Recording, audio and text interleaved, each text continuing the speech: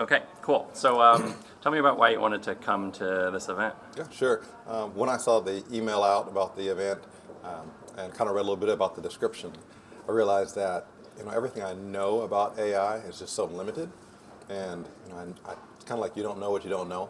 And I thought it would be a great opportunity. Saw the list of speakers later on that if I want to know more, that this would be a perfect place to do that. So, Since you've been thinking about it, have you come up with any ways that you think, like right now, AI is impacting your life, or you're interacting with it? Have you noticed any things like that? well, I guess it's kind of noticing some ways that where I wish there was some AI.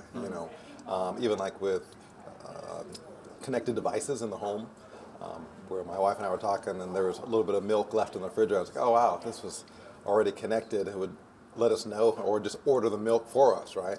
I said I would really be interested in a refrigerator that just, basically stocked itself, So things like that, just with AI and connected devices within the home. So. Yeah. So I think there was a question on that application or the RSVP form to talk about if the one word or a few words that come to your mind when you think about artificial intelligence. Do you remember what you answered for that? Can you tell me why? Convenience. Can you say that again? I said, convenience was the one word that came to mind when I thought about AI. So I guess back to the refrigerator question, Yeah. Can you tell me a little bit about like what you hope to get out of today? What you are looking to learn? Yeah, sure. So, even before I came into CommLead, I came to an early event and talking to some of the people who are already in the program, and they were saying just go in, keep an open mind. And I continued to hear some of the instructors also sort of mention that prior to the start of the program, of like there's pathways that you didn't really think about, and there's opportunities that could just open up instead of just being so focused on like just interested in marketing, or I'm just interested in UX. So when I see things that maybe just a little bit outside of my typical path, then I just immediately kind of open up and say, maybe I'll go check it out.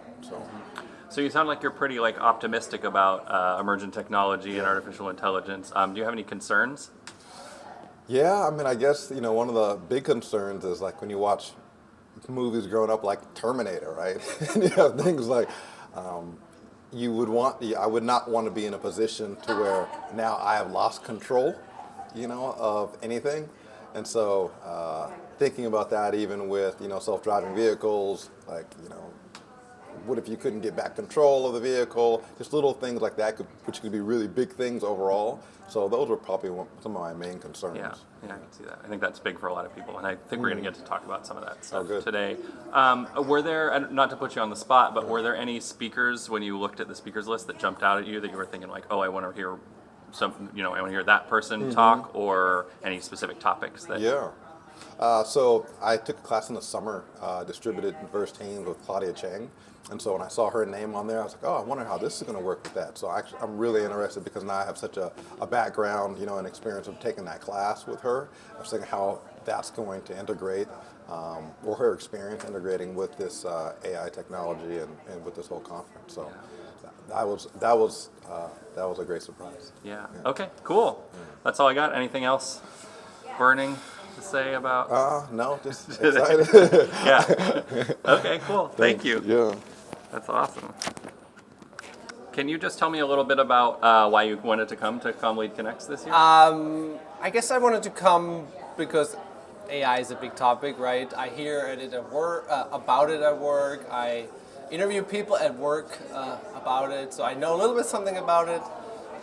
It kind of seems to, encroach every part of our lives, even if you're not so much into social media or whatever, but facial recognition and all that, and so probably better to know something about it than not. Yeah, you can look at me. You don't have to worry about me. Can you tell me about what? Do you have any? Oh, in the RSVP, you were asked to answer like one word that sums up your feelings about AI. Do you remember what that word was, and can you tell me why? I don't remember, but I would say, I guess hesitant. I feel like oftentimes it replaces stuff that we could do ourselves as humans. I don't know.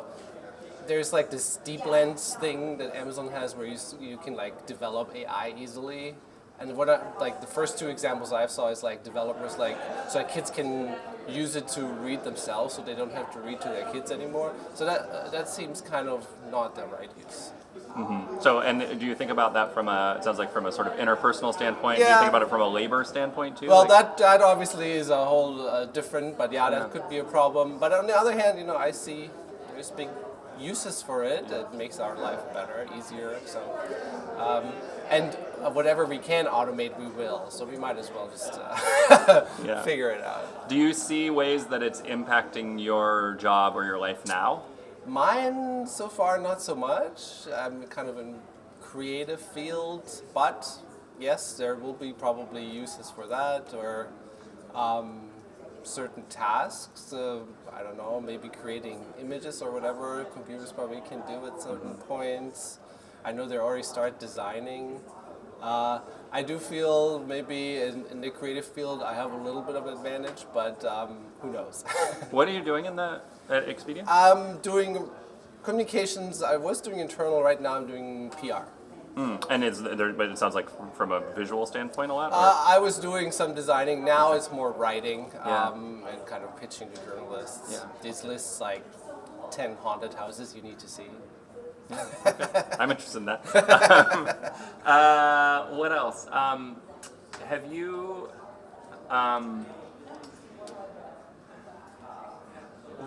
Did you think when you were looking at like the list of speakers? Were there any names that jumped out at you? Like, oh, I really want to hear that topic or hear that person. There was one from Cision, I think. I just was interested because we were using some of their measurement stuff, so I'm interested in what they're doing there. Obviously, that one, Hansen is always interesting. But other than that, I think there's a lot of kind of activities too. Yeah. So I'm interested in that. And at the end of the day, would you describe what you like want to walk away with from today? What do I want to walk away with? A better understanding maybe on how kind of the future looks like in that field. From what I know is we're still in the early innings. I'm not a baseball fan, but I don't know. Anyway, we're still in the early starts. When I talk to people at my work that are AI practitioners, so to say, they feel like it's actually kind of like a brute force method that is not very refined at all and is going to be so much more sophisticated. So I guess how we are doing this in the future, and are there any rules so we don't go in the wrong direction? Like maybe an ethical framework or something. Yes, knowing that full well that even if we have one, if we will stick to it, is probably, I don't know, unlikely. Who knows? Yeah. Okay. Cool. Thank you. Yeah. Thank you. Question is just, and I'll ask you a few, but it's really low pressure. We're going to edit a whole bunch of stuff. Just tell me a little bit about why you wanted to come to CommLead Connects. What about the content interested you? Yes, I think AI is very interesting when it comes to communications, because from what I understand, the last thing that AI will take over in terms of jobs are going to be the most human jobs, the ability to communicate the very abstract qualities and natures of humanity. And so I'm interested in learning more about AI because I want to see where the last job that a human is going to have is going to be. And is that the kind of job you're going to try to get? I mean, I'm going to try. Yeah, I do some abstract painting. I do some writing. I want to see if my abstract thought qualities are going to be the last thing that AI can conquer.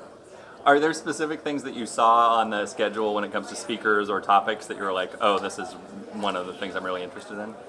No. I have been to a few of Hansen, our Fearless Leaders, salons and things that he's curated and put together before, and so I generally now just trust whatever he put together. He'll love that. We'll save that clip for him. What about, I agree though. What about, what was do you remember what you answered on the RSVP form for what one word that you associate with AI was, or what comes to mind now? I mean, I don't remember exactly what the word was. It might have been challenging. It was probably something in abstract. Yeah. Do you have, can you think of ways that emergent technology or artificial intelligence specifically are impacting your life right now, kind of on a day-to-day basis? Well, of course, we all think about the social media feeds and how we're being advertised directly to. Though it's funny. I think Pandora actually had the best that I've seen of ability to advertise towards me using AI that I've appreciated. They're the one social media source that I've seen be able to interpret my music tastes into like local beer festivals that I hadn't heard about, that I wanted to hear about, and I thought that was. I appreciate good AI, but also hate bad AI, because like my YouTube AI is terrible. They're advertising a bunch of schmucks that I can't stand. Yeah, so sometimes it can be useful and effective and convenient, and sometimes it. Do you have any? What about concerns, broader concerns about privacy or things of that nature? What are your trepidations around the technology, if any? I have never been terribly concerned with my privacy, especially as a millennial who uses technology and a lot of things. I don't have any hope that I'm going to have a private life going on in my future, just because I know that that's probably an impossibility. So I think we're increasingly less caring about privacy concerns. What about from you mentioned like the job market? What about from a labor standpoint? Are there things that you think about with automation, that kind of thing? Yeah, I'm kind of hoping for a Logan's Run scenario, where at some point we realize that not everyone is going to have jobs, and that we can sort of have social security, not social security, but a social security where we understand that not everyone's going to work, but that they're still taken care of. Because if we replace 90% of the workforce and we automate it, it's fine that only 10% of the very abstract, high-end thinkers are working, because those are the only jobs that are going to exist. Yeah, that makes sense. But at a certain point, we have to be able to accept that not everyone is going to be able to work. Yeah, But that's interesting. very difficult to explain. And so maybe we'll have those conversations here today. Yeah. Okay, great. Well, thanks, Will. Yeah. That's perfect. Okay, cool. So tell me about why you wanted to come to CommLead Connect. First of all, I got invited by Anita. Since I'm new to the job, to my work, I wanted to get more familiar with AI and how I could apply it to the things I'm doing there, and how I could improve the business. And so I know nothing about AI, and just hoping to learn as much as possible today. Are there examples that you can think of where it is like already impacting your job or your life, or do you feel like it's not here yet? Sorry. Yeah. I don't know yet. I'm still trying to figure it out. Yeah. Maybe I'm already doing it, and maybe there's more to learn. I know that AI is becoming a big thing in business, and so I'm just here to absorb everything. Yeah. When you did the RSVP form, do you remember there was a question about what's the one word that comes into your head when you think about AI? Wait, say that again. What was Matrix. it? Tell me more about that. Basically, it's like artificial intelligence, right? And so there's that choice of making a difference of whether humans or basically like computers, whichever is more in power, and then whatever's going to be more powerful, basically. Yeah. That's my understanding of AI, is like, is it taking over the human intelligence? Yeah, so that speaks to some anxieties about the technology that's to come. Would you say that's something you think about often? Or? I think about it often because, like, we are surrounded by technology. We're surrounded by everything, and so I wanted to make sure that we're going in the right path.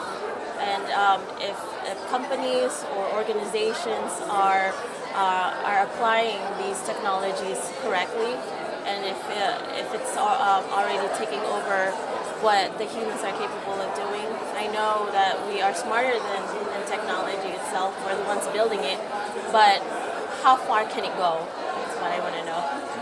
Okay, that's perfect. Thank you, Jeanette. All right. So, yeah, tell me about, and you can look at me, you don't have to look at the camera. Okay. Tell me about like anything that surprised you from the first segment or that you found particularly novel or interesting. So the part that I found most interesting is the difference between machine learning and human learning, and how when you are a human and you are talking about identifying different things, you say, okay, like the eyes are this far apart, or the nose is this shape, and you have all these if-then statements in order to come up with an idea of an identification. And hearing about machine learning and computer vision and just inputting thousands and thousands of images and having the computer come up with its own identification system to do things much faster and much more accurately, that type of explanation was something that was really new, and it helped me understand AI in a way that it didn't before, and really understand the potential that it can give us beyond what humans can do. It's not just a super fast human brain, it's something totally different that opens up potential for types of learning that we'd never thought of before. Totally. Can you think of ways that's relevant to like your potential career path or your life, or was anything sparking for you there? Relevant to my potential. It's okay. No. I'll think of something. So, not my career path right now, but my past career path actually. So, as a behavioral ecologist, I was working with huge swaths of locational data for the fish that I was tracking. So I had trackers inside of fish, and I was looking at where they went in order to understand their behavior. And it took me so long to glean little tiny pieces of information from that as a person who had to understand how to ask the questions and then get the answers to those questions and use that to inform the next thing. But to apply machine learning to that same situation probably would have taken hours instead of 2 or 3 years. So you can see a lot of potential there in that absolutely. realm. Yeah. Okay. So what about the what about the flip side of that? Listening to the speakers from the ACLU and some of the challenges around surveillance, like how did that make you feel? Did you have those same sort of skepticisms coming into today, or was there new stuff there? Yeah, that's definitely something I've been thinking about leading up to the event, reading especially about how these algorithms are built by humans, and humans have bias, and how can you, the disconnect between the human-built algorithms and the expectation that a computer will be completely ambivalent and objective. So people have a lot of trust in data and a lot of trust in machines as this all-powerful thing. And if we just put that blind trust in there without understanding how they're built and the institutionalized systems that guide the people who are building them, then we have the potential to build something that's good. So understanding everything that goes into it is going to be really important to making something that's beneficial to society as opposed to really terrifying. Cool. Perfect. Now I don't even have to put those talks in because you just summarized them. Yeah, thank you, Tori. That was awesome. All right, you're the best. I didn't really solve your food problem, but... Sarah told me about that. You know, my wife works for CARE, the Council on American Islamic Relations. Oh, yeah. And there's like a lot of gender, like, non-touching stuff, obviously. Yeah. And when we had like some big event, her boss came and she hugged him and it was like the worst thing ever. Look at her. Oh yeah, your new boss. Who is it? Yeah.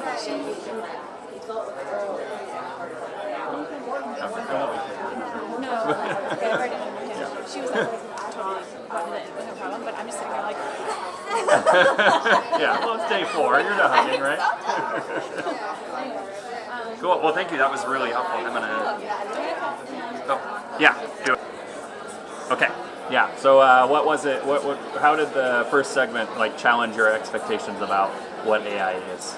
So I came in today having this notion that AI is here to destroy us all. You know, like it's all negative stuff that I see online, and quite frankly, it's alarming. So when I found out that CommLead was doing this, then I jumped right into it, and hoping to break that kind of worldview I have of what AI is and what it's going to be. And the first few speakers, they talked about how always that AI has to follow a set of values. And that surprised me because these people are the ones who are at the forefront of coding these AI. And the fact that they always have, how to help humans make their lives better, make their jobs better, and it's not really as nefarious as how media would always say it is. And that's what surprised me is that AI is trying to do good. Did it make you think about applications you hadn't considered before that might like benefit you directly or your work or your life? Yes, me having like zero experience in coding whatsoever is that I learned that anyone can come in and help make AI better. You know, you could, you don't need a CMS that you're not aware of. Like anyone can upload images and help train AIs on how to, help make your job more livable. Yeah. And then what about in the second segment? Maybe took you back to where you were thinking before that. So was there things that surprised you there, or? Yeah, again with like it's the fact that anyone can help make AI can also be scary if you look at it on the flip side. Is that, for example, like deepfake. There are certain websites online where you could just create deepfake videos, and that in itself is a weapon. It's scary. So again, you really have to balance this out, and I'm still learning as the day is progressing. So. Yeah. Did you have takeaways about like ways that it should be regulated, or what are your thoughts on that? Okay. So they did mention that regulation comes 10, 15 years behind our technological improvements.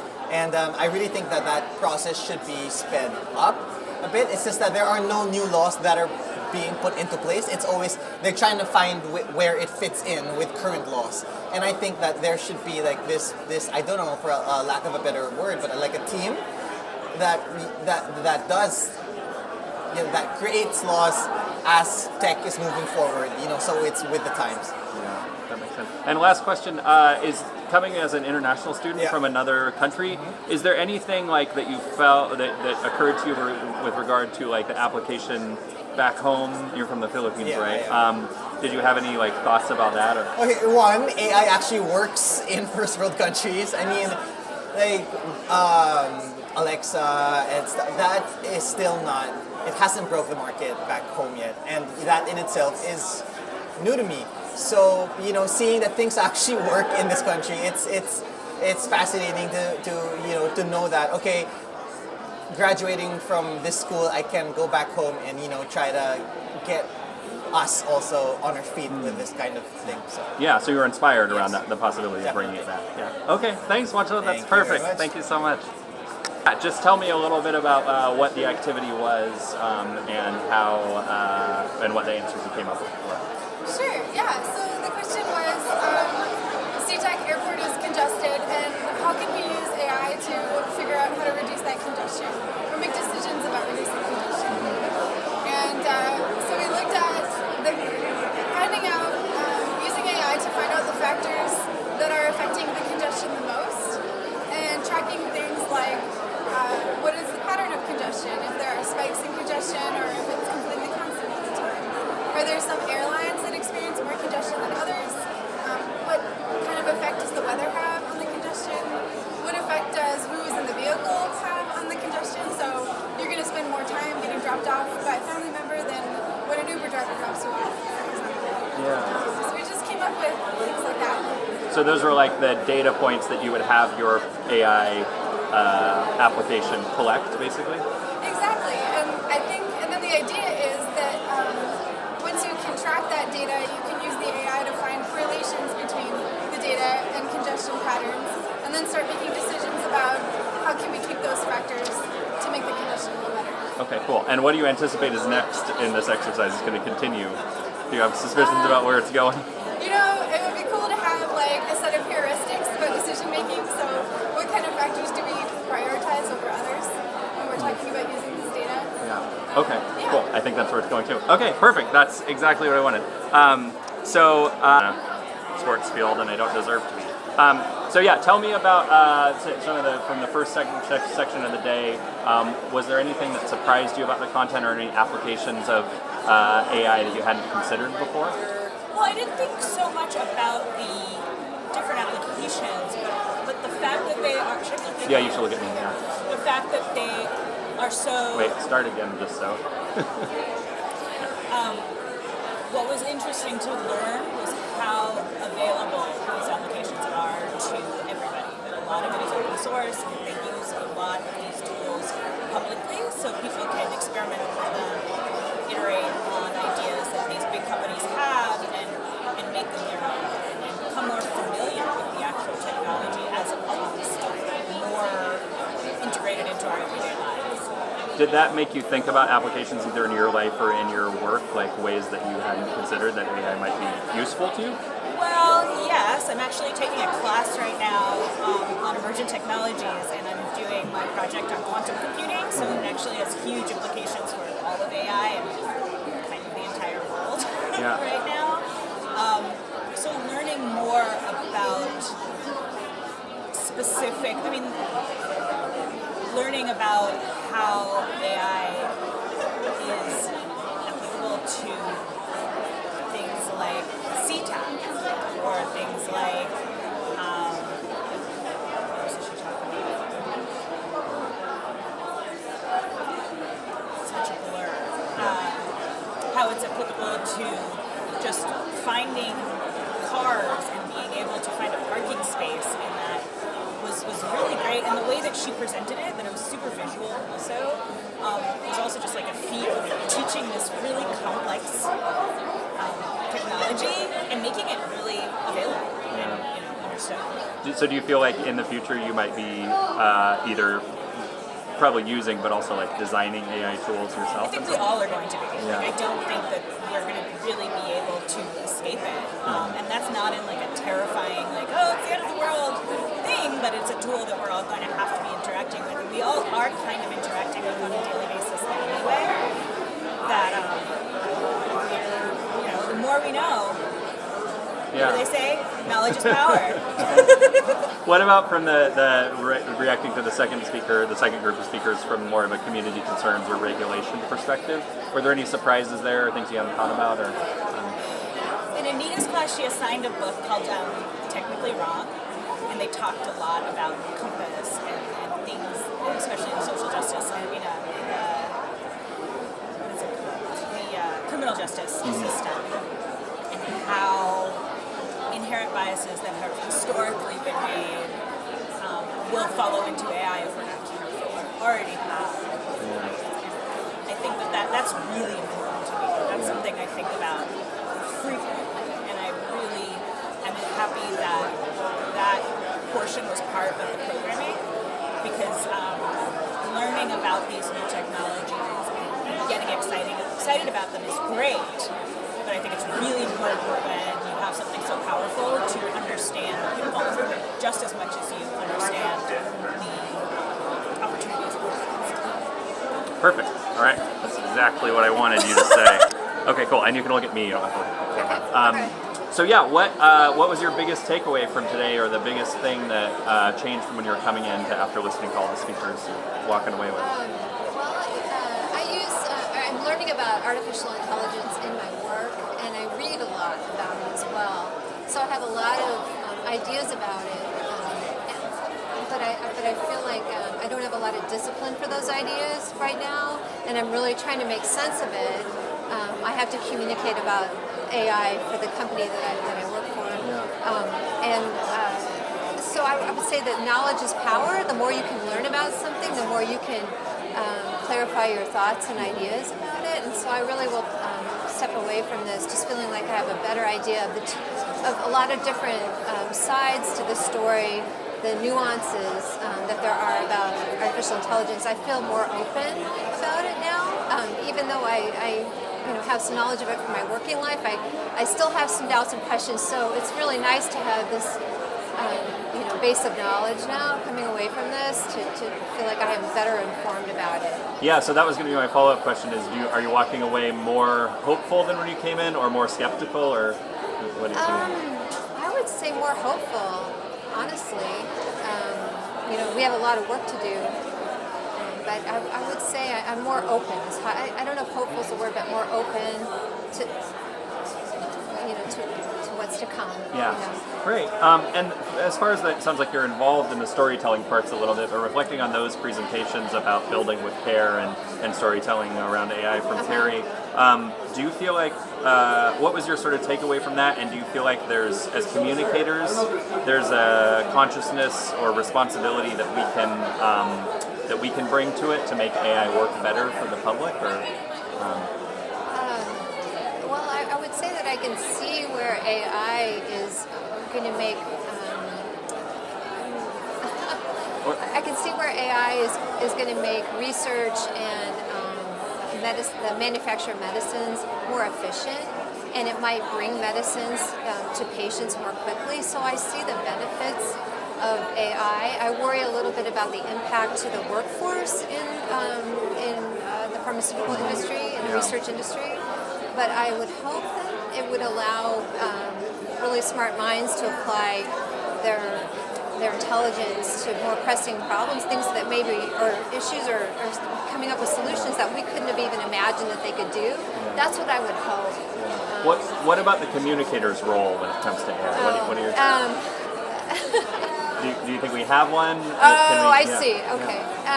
Well, absolutely, because you pinpoint where is AI making a difference in your industry for the good, and it takes a storyteller to kind of recognize where that's happening, to understand your industry, and then know how the AI is going to make an impact on that, and find the people who are more the intelligent people who are enabled to make more progress and innovate better because of the AI. Yeah, cool. Okay, thank you. You're welcome. Thank you so much. So, you can look at me, as you know. Just kind of, can you tell me what's one thing you're going to walk away from today, like that you maybe didn't expect, or what's something new, the kind of like salient thing that you got out of today? There was a lot that I got out of today, but one thing that I had no idea that there are these data sets that are like out there, they're open source, and that you can build upon them right away. I guess it just like really hit home for me that this is here, this is happening, and it's a lot more accessible. And so we need to get on it, we need to understand it, and we do need to like really have a sense of our value system and how that applies to this technology. What about as a communicator? Like, what do you think our role as communicators or storytellers is around either kind of helping to regulate AI or to work with it? How do you think that overlaps with communication? To stoke fear. Yeah. Okay. So everyone avoids it. Right. Yeah. I mean, in some ways, but it's to communicate what I think it's an important role to communicate the potential pitfalls or risks of using this technology. If we have an understanding of it, even if it's on a somewhat superficial level, but we know how it's being used and know the potential impacts, I think we have almost like gatekeepers in some sense to communicate what this technology can exactly do. I think the value conversation about that is very applicable to us as communicators. So it's ensuring how that technology is or is not meeting those value systems. Totally. And generally, would you say you're walking away from today more hopeful than you came in, or more skeptical than you came in, or a mix of both? I'm still a little ambiguous, a little mixed on my feelings towards it.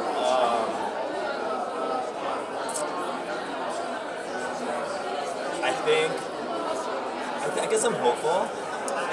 But it also makes me realize that the role that we need to take and play in it it's here and it's now, and it has to start happening sooner than I thought. I guess before coming to this. So there's that element to it. But overall, I'm still hopeful. Okay. Yeah, there's more of a sense of urgency, kind of. Yeah, there's more of a sense of urgency, but seeing the ways that it is being used positively, and hearing from some of the companies that are using it, and hearing their role that they're playing in shaping some of the the safeguards and structure around that is encouraging on some level, but it just seemed like too little in the overall big picture and the impact that it could have. But I'm hopeful for it. Okay. Yeah, that's perfect. Thank you. That's great. Anything else you want to say? Not ask. What company should I invest in? Yeah. Yeah. If I knew that, then I wouldn't be standing here. Okay.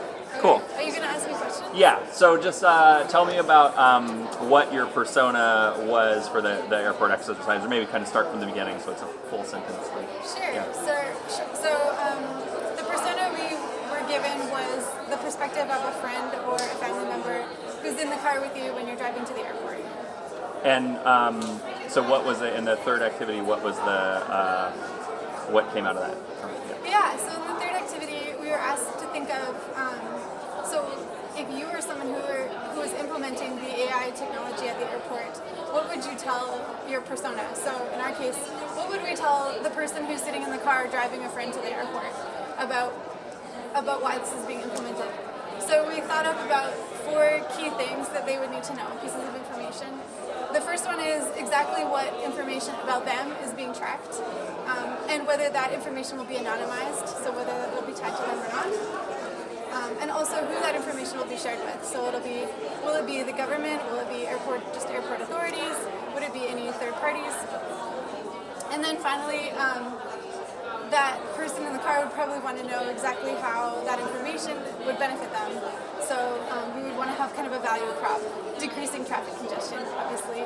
Getting to your flight sooner would be the benefit there. Okay. Yeah. So you're giving something, but you're getting something back. Exactly. Yeah. Okay. And then broadly, what did this the kind of whole run of the activities or exercises add to your understanding or thinking around AI and how it can be useful and how there are challenges around it? Anything you can say about that? Yeah, it got me thinking that AI problems and solutions are very multidimensional and they have a lot of audiences involved, a lot of interests.